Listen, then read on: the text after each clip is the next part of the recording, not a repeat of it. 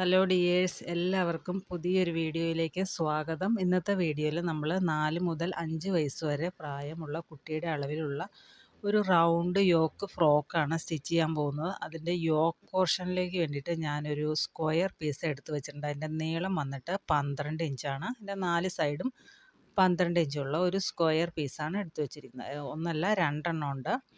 2 piece എടുത്ത് വെച്ചിട്ടുണ്ട്. അത് രണ്ടും കൂടെ ഒന്ന് 4ആയിട്ട് മടക്കി വെക്കുകയാണ് നമ്മൾ ആദ്യം ചെയ്യേണ്ടത്. അതിന് ശേഷം നമുക്ക് അതിൻ്റെ നെക്കൊന്ന് മാർക്ക് ചെയ്യാം. നെക്കിൻ്റെ വിഡ്ത്ത് ആദ്യം മാർക്ക് ചെയ്യാം. 2.25 ഇഞ്ച് നമുക്കിവിടെ മാർക്ക് ചെയ്യുന്നുണ്ട്. അതിന് ശേഷം നെക്കിൻ്റെ ലെങ്ത് ഒന്ന് മാർക്ക് ചെയ്യാം. ഒരു 2.5 ഇഞ്ച് ഇവിടെ മാർക്ക് ചെയ്യാം. 5 വയസ്സ് വരെ പ്രായമുള്ള കുട്ടിയുടെ അളവിലുള്ള ഒരു ഫ്രോക്കാണ് കേട്ടോ ഇത്. അപ്പോൾ 2.5 ഇഞ്ച് നെക്കിൻ്റെ ലെങ്ത്ത് ഞാനവിടെ മാർക്ക് ചെയ്തിട്ടുണ്ട്. അതൊന്ന് കൂട്ടി വരയ്ക്കുകയാണ്. ഒരു സ്ക്വയർ പോലെ നമ്മളത് വരച്ചെടുക്കുക. എന്നിട്ട് അതിൻ്റെ ഉള്ളിൽ നമ്മൾ റൗണ്ടിലാണ് നെക്ക് വരയ്ക്കുന്നത്. ഫ്രണ്ടും ബാക്കും ഒരേപോലെയാണ് കേട്ടോ വരയ്ക്കുന്നത്.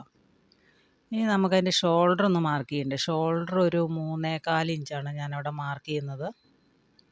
നമ്മുടെ അംബ്രല സ്കർട്ടൊക്കെ നമ്മൾ വരയ്ക്കുമല്ലോ, അതുപോലെ തന്നെ ആ ഒരു റൗണ്ട് ഉള്ളിലത്തെ നെക്ക് വരച്ചേക്കണം. അതിൻ്റെ അകത്തുനിന്ന് ഒരു 3.25 ഇഞ്ച് എല്ലാ സൈഡിലേക്കും ഒന്ന് മാർക്ക് ചെയ്തതിന് ശേഷം ആ മാർക്കിങ് എല്ലാം കൂടി ഒന്ന് ഷേപ്പ് ചെയ്ത് ഇതുപോലെ ഒന്ന് വരച്ചെടുക്കുക. ഇനി നമുക്കതൊന്ന് കട്ട് ചെയ്തെടുക്കാം. സ്കേർട്ട് കട്ട് ചെയ്തേക്കണവർക്ക് അറിയായിരിക്കും എങ്ങനെയാണ് കട്ട് ചെയ്യുന്നതെന്നുള്ള കാര്യം. അപ്പോൾ നമ്മുടെ നെക്കും ഒരുമിച്ചിട്ട് നമുക്കങ്ങ് കട്ട് ചെയ്തെടുക്കാം. അപ്പോൾ നിവർത്തി നോക്കുമ്പോൾ ഇങ്ങനെ ഇരിക്കും. ഫുൾ റൗണ്ടിൽ വരുന്ന ഒരു യോക്കാണ് കേട്ടോ ഇത്. 2 പീസും ഉണ്ട്. അപ്പോൾ അതിൻ്റെ നല്ല വശങ്ങൾ തമ്മിൽ ചേർന്നാണ് ഇപ്പോൾ ഇരിക്കുന്നത്. കണ്ടോ? അങ്ങനെയാണ് അതിരിക്കുന്നത്. ഇനി നമുക്ക് അതിൻ്റെ ബാക്ക് സൈഡ് ഒന്ന് കട്ട് ചെയ്യാം. ഇപ്പം ഞാൻ ഈ കട്ട് ചെയ്യുന്നതാണ് അതിൻ്റെ ബാക്ക് സൈഡ്. എന്തിനാണെന്ന് വെച്ചാൽ നമ്മുടെ കൊളുത്തോ അല്ലെങ്കിൽ പടിയോ എന്തെങ്കിലും ഒന്ന് വെക്കണമല്ലോ ബാക്കിൽ, അതിന് വേണ്ടിയിട്ട്. ഇപ്പോൾ ഷോൾഡർ ഒന്ന് അറിയാനായിട്ടൊന്ന് മാർക്ക് ചെയ്യുന്നുണ്ട്. ചെറിയൊരു കട്ടിട്ട് കൊടുക്കുന്നുണ്ട് ഷോൾഡർ ഭാഗത്തായിട്ട്. കറക്റ്റ് ആ സെൻറ്റർ ഒന്ന് മാർക്ക് ചെയ്യാം. ഇനി നമുക്കതിൻ്റെ ചുറ്റും ഒന്ന് അടിച്ചെടുക്കണം. ഉള്ളിലും അതുപോലെ തന്നെ അടിച്ചെടുക്കണം. അപ്പോൾ യോക്കിൻ്റെ പണി കഴിഞ്ഞ് ഇത്രയേ ഉള്ളൂ യോക്കിൻ്റെ പാർട്ട്. ഇനി നമുക്കതിൻ്റെ സ്കേർട്ട് പോർഷൻ ഒന്ന് കട്ട് ചെയ്തെടുക്കാം.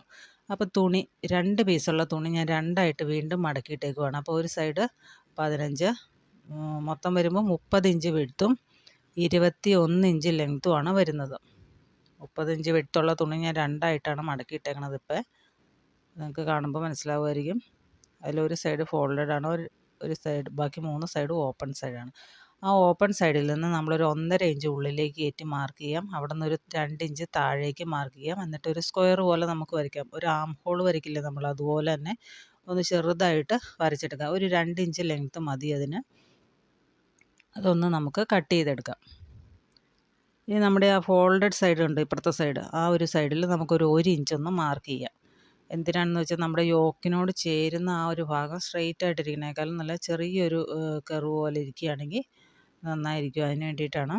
അപ്പോൾ ചെറുതായിട്ടൊന്ന് നമുക്കൊന്ന് ഷേപ്പ് ചെയ്ത് വരയ്ക്കാം. അതിനാണ് ആ 1 ഇഞ്ച് അവിടെ മാർക്ക് ചെയ്തേക്കുന്നത്. അതിൻ്റെ സെൻറ്ററും നമുക്കൊന്ന് മാർക്ക് ചെയ്യാം. ഇനി നമുക്ക് വേണ്ടത് അതിൻ്റെ ആം ഹോളൊന്ന് ക്രോസ് പീസ് വെച്ചിട്ട് സ്റ്റിച്ച് ചെയ്തെടുക്കണം. അതിന് മുമ്പ് നമുക്ക് ഈ യോക്ക് പോർഷൻ ഒന്ന് സ്റ്റിച്ച് ചെയ്തെടുക്കാം. ആദ്യം അതിൻ്റെ ഉള്ളിലുള്ള ഭാഗം ഒന്ന് സ്റ്റിച്ച് ചെയ്തെടുക്കാം. നമ്മുടെ ആ പ്രഷർ ഫൂട്ടിൻ്റെ ആ ഒരു വീതി ഉണ്ടല്ലോ, 4 ഇഞ്ച് വീതി, ആ 4 ഇഞ്ച് വീതിയിൽ ഫുൾ റൗണ്ടിൽ സ്റ്റിച്ച് ചെയ്തെടുക്കാം. നമ്മൾ ആ പ്രഷർ ഫൂട്ടിൻ്റെ ആ ഒരു വീതി വെച്ചിട്ട് അങ്ങനെ തയ്ച്ച് പോകുമ്പോൾ കറക്റ്റായിട്ട് വരും. കയറി ഇറങ്ങി ഒന്നിരിക്കില്ല, കറക്റ്റായിട്ട് നമുക്ക് കിട്ടും. എന്നിട്ടൊന്ന് കട്ട് ചെയ്ത് കൊടുക്കണം. ഉള്ളിലും പുറമേ എല്ലാം കട്ട് ചെയ്ത് കൊടുക്കണം. അതിന് ശേഷം ഇതിങ്ങനെ തിരിച്ചിടാം.